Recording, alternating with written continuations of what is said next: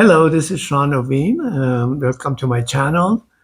Today I'm going to talk about another one of my crazy stories, things I did, which was deciding to run for Los Angeles Marathon. And this was back in 1986, so it was the first LA Marathon. 26 and a half miles is not an easy thing to do. But I made a decision with no exercise of any kind, zero. And the night before the marathon, it was my sister's birthday party. So I partied very hard. And when I was going home, all my friends were making fun of me, saying that, you're crazy. You want to go out, run a marathon? Because they all felt like going home and passing out. Anyway, somehow I had maybe a little bit of half hour, 1 hour sleep, but I was sick. I felt hungover, but that didn't stop me. The decision was already made. By that time, 1986, I had but 7, 8 years of yoga practices. So I did know about mind control and the power of the mind. So that was my plan, to go do it without exercise, to show that I can, force and push myself to do anything that I wanted to accomplish. And that was what I decided to do. So I got to LA, and it was very intimidating. All these people, Muhammad Ali was the guy who I think did they shoot a gun to start the race. So it was exciting, but everybody started running, and I started running, and after a couple of miles, I felt dizzy and didn't feel good. But that's when I, started working on my head and on my mind, and I kind of fooled my mind to do what I wanted to do by saying, because they have banner mile 1, mile 2, mile 3. After like a couple of miles, my body wanted to stop. I wanted to throw up. I fooled my mind by saying, let's just go one more mile and we'll stop. It's like two people talking. And I convinced my other self to cooperate one more mile, because when I played that little trick, my mind would kind of, ease up and not bother me as much. So I made it to mile 4, and I did the same thing again. Push one more mile, mile 5, mile 6, 1 mile at a time. Constant working on my thoughts. It wasn't the body. The body could take it. The mind was the one that was stopping me. And that's usually the case in just about many things you want to do. It's your mind that's stopping you.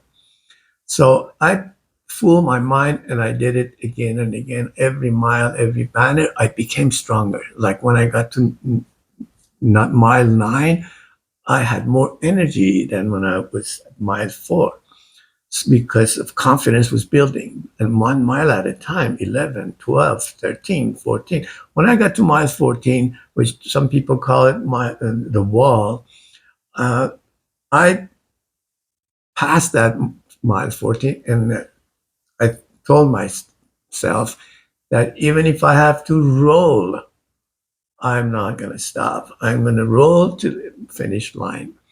So 1 mile at a time, and before, it took me 5 hours and 13 minutes, which was not a record or anything like that, but it's not bad for someone who's never done this, and under the conditions that I was, you know, drinking and all that. But when they put this medal around my neck, it was just an amazing feeling, amazing achievement for me to know that I ran a full marathon.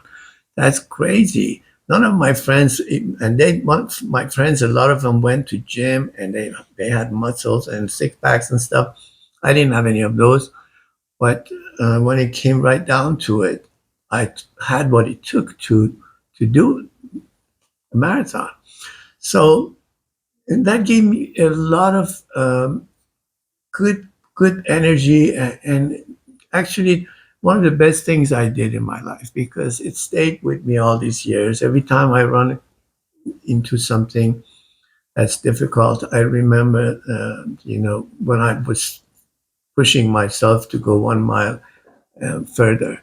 And it's like in a boxing match, they say just one more punch. And so that's basically that energy helped me for years. And 1996, I decided, because there were certain things in my life that were not going well, I thought I need a boost. And that boost I could get from maybe pushing myself one more time and see if 10 years later I could still do this thing. And so um, I did it again, and got the second medal. But what makes the last one very special is that before um, I went to marathon, the day before, I had a little accident when I was playing tennis. I fell, and my back went out, and I had a history of back issues. So it was horrible. I could not even lift my neck. Two people had to carry me to the car and carry me into the house. I, to go to the bathroom, it would take me like 10, 15 minutes just to move a little bit at a time so I could stand the pain. It was so painful, I cannot explain to you. And I couldn't even sleep. And next day was the day of, LA Marathon, 1998, 2 years after the second one. So this time, anybody would have, only crazy people would probably do what I did, because I could not walk to the bathroom by myself.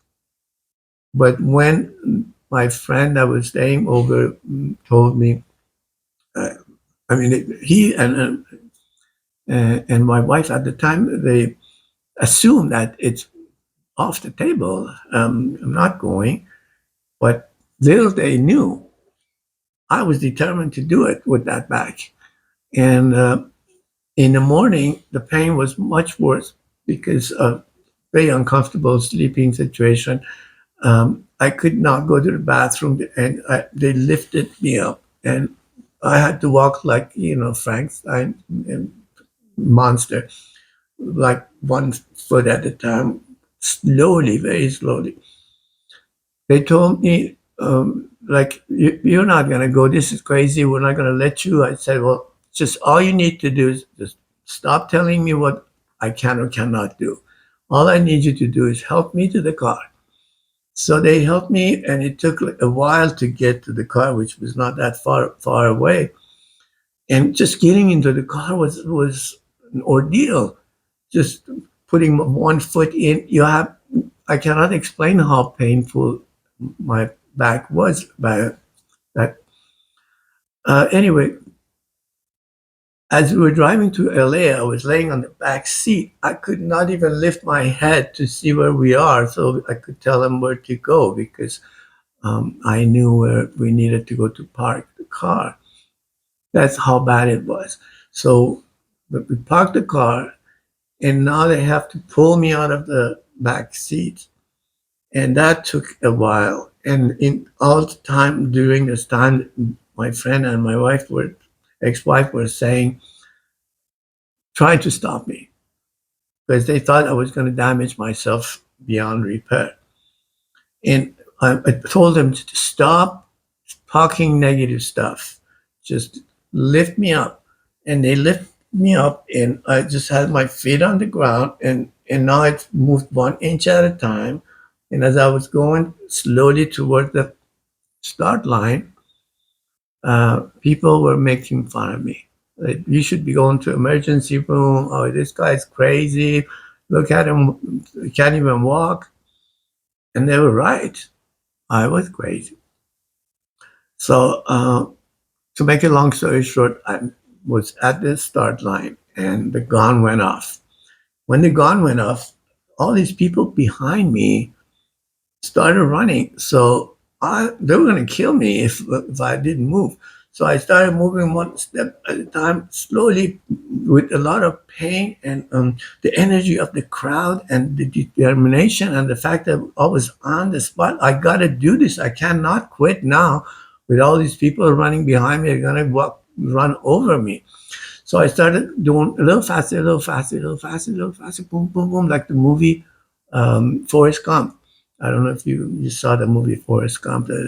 There's a part that this little boy, Forrest Gump, had braces on his legs and he's being chased by some bullies. And then it was just like that almost. That I was being chased by this crowd and I run, run, run, run, run. And before I knew it, in like 2 miles, second mile, I felt like no pain. All of a sudden, the pain was gone, and I was running as for my life. I swear I could never run faster in my life. I got to mile 12 because I remember it very vividly. Mile 12, 2 hours. So that's pretty fast. It's like running the marathon in 4 hours, four point something. It's fast running. And even though I slowed down after mile 12, and this time it took me 6 hours and 35 minutes to finish, but I finished. And at the end of the line, it was my daughter waiting, my ex-wife, and my friend. And when I walked to them with the medal, and I was just so happy. I couldn't believe that I pulled through with that back pain, running one of the biggest foot races. And the amazing thing is this: when we got to the car, I could not get into the car. My back pain came back 10 times worse. So they had to help me. Took quite a while to put me in the back seat again.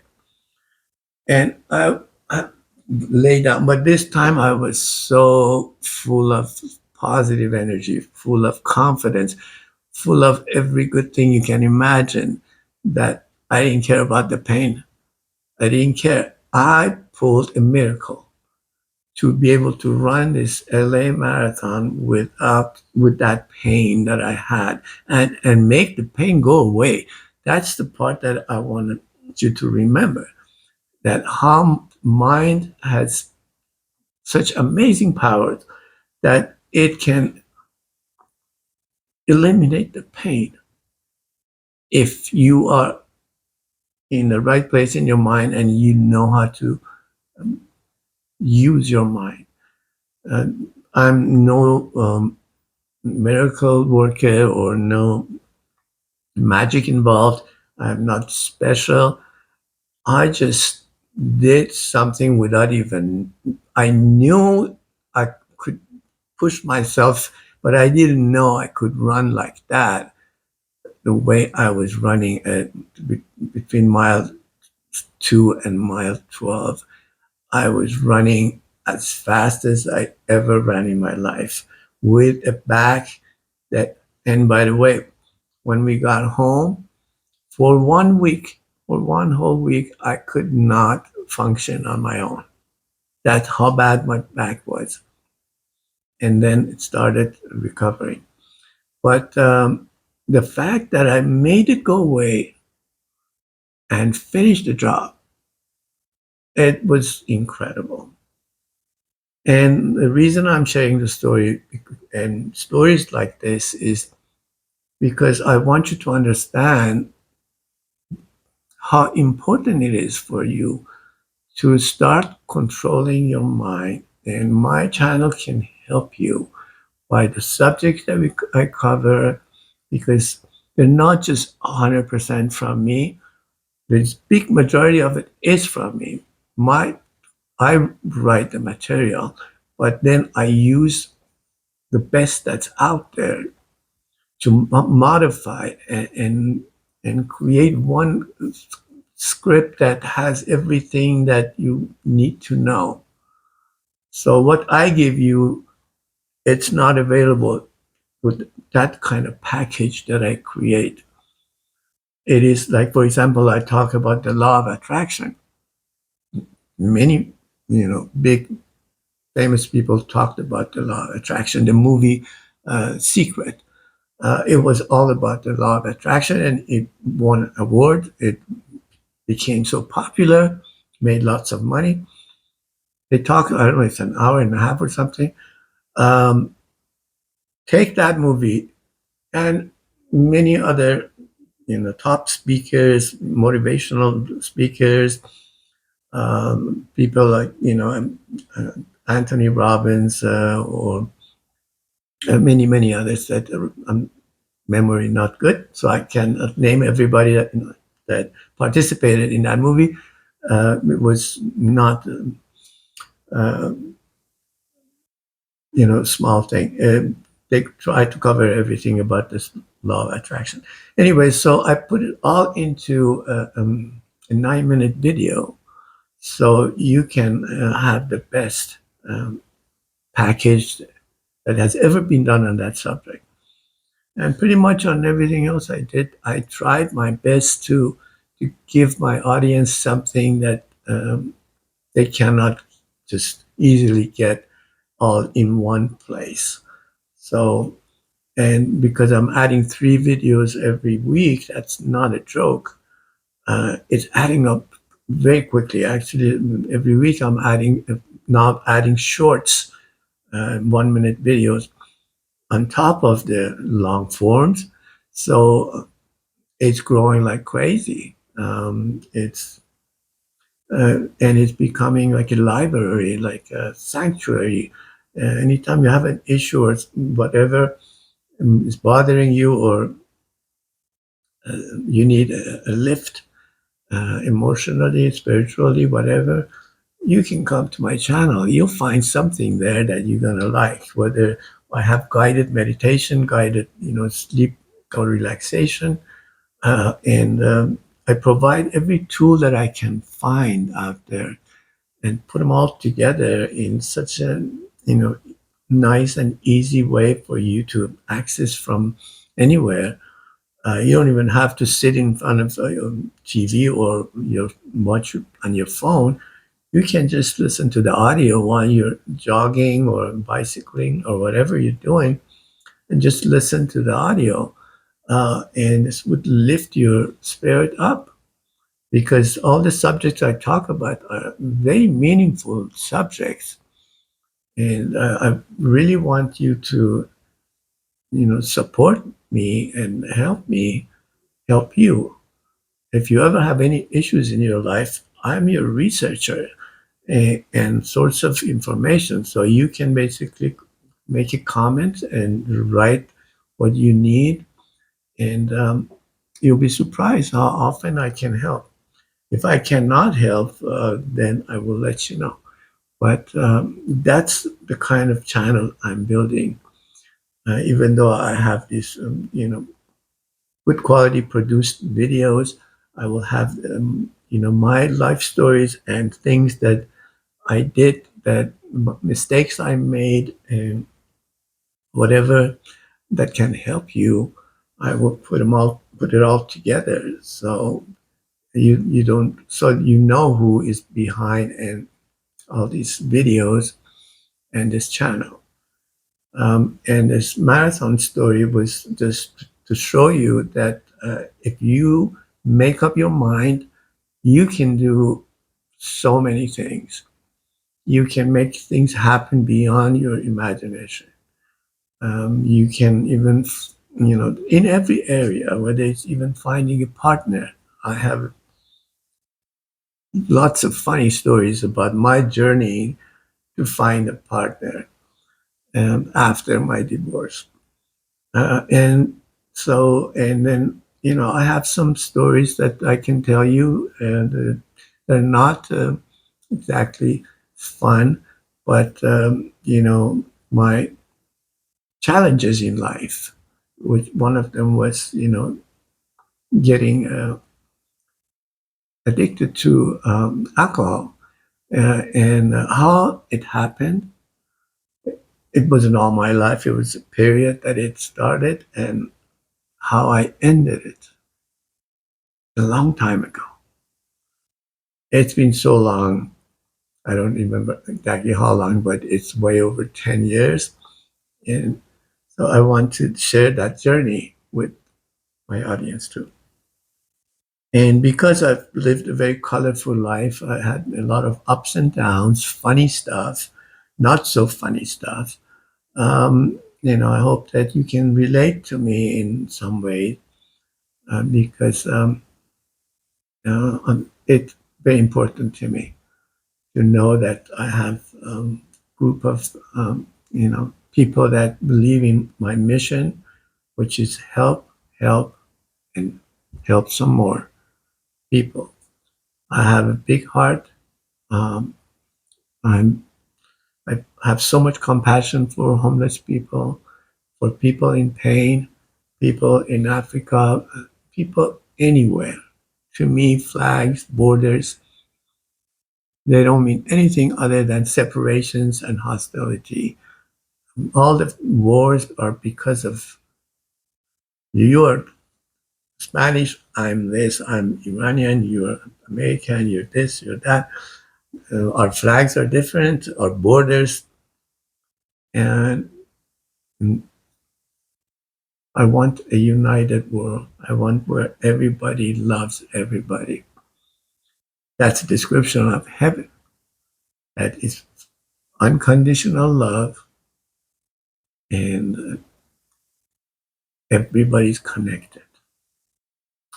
And we're all connected as human beings and animals, plants, all forms of life. We're all connected, even to um, objects in some ways that I can describe later, with scientific proof, by the way, that we're all connected. So that's the kind of person I am, and trying to give you more information about the way I think, and what my goal is for this channel. It's all about good, good, everything that can help. Well, I think I'm going to end this session, and hopefully um, I'll see you on my next video. Have a wonderful day, and be good to everybody. Take care. Bye.